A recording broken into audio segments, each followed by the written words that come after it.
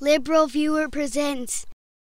So South Korean pop singer Psy and his hit song Gangnam Style never seemed particularly political to me, but that didn't stop our friends at Fox last Saturday from broadcasting a political smear job of Psy based on selective and inaccurate reporting of admittedly anti-American lyrics he sang in 2004, as you can see beginning with the introduction from Fox News host Clayton Morris here. This song, the Gangnam Style song on YouTube, has been watched over or close to 1 billion times worldwide, making it the most popular internet video perhaps of all time.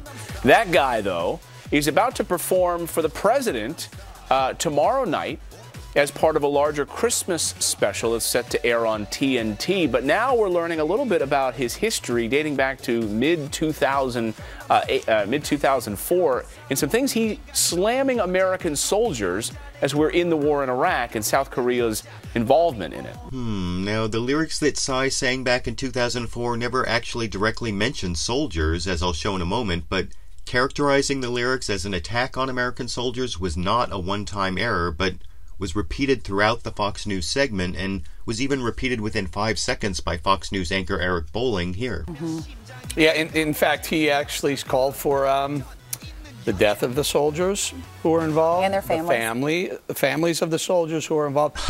Involved? Involved with what? Fox News never tells you, but the answer is involved with torture.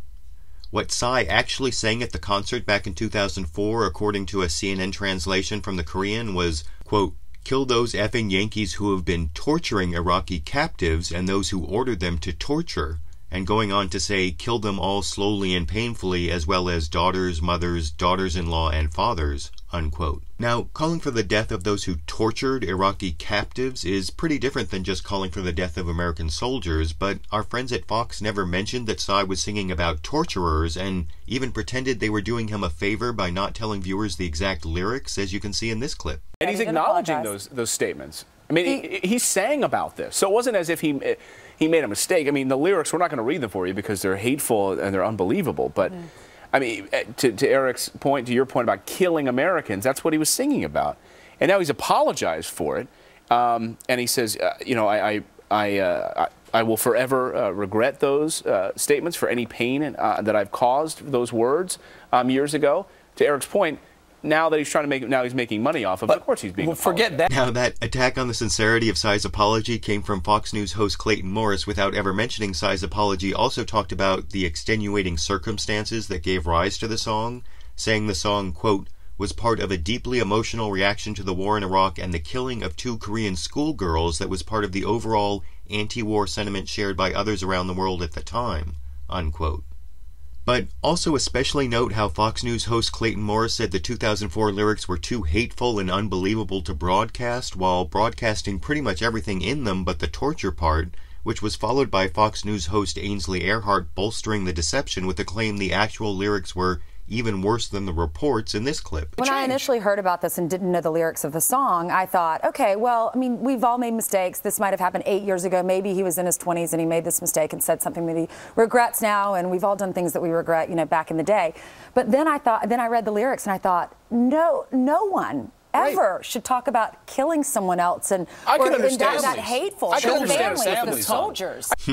Well, if no one should ever talk about killing someone in a song, I guess that gets rid of Eric Clapton singing I Shot the Sheriff or Queen's Bohemian Rhapsody, but Psy didn't even write the song he was singing, which was actually written by the South Korean rock band n.e.x.t, another fact about which Fox News host Clayton Morris misinformed his viewers here. I can understand a slip of the tongue, you're tired, you phrase something incorrectly. This God goes knows beyond that. That happens all the time here on my account. But let's talk about it. He wrote it out and sang about it. So it's not a mistake when you're repeatedly singing about something. Overall, that was a pretty nasty smear job of Psy from Fox and Friends, which I don't think was justified just because President Barack Obama and his family attended a Christmas concert last weekend at which Psy performed, but I want to know what you think. Did Fox News smear Psy by failing to mention that torture was the target of his anti-American lyrics in 2004, as well as misreporting the other facts I showed in this video? And with all the information, how does the news about Psy's opinion on the American invasion of Iraq affect your view of Psy and Gangnam Style? I YouTube, you decide.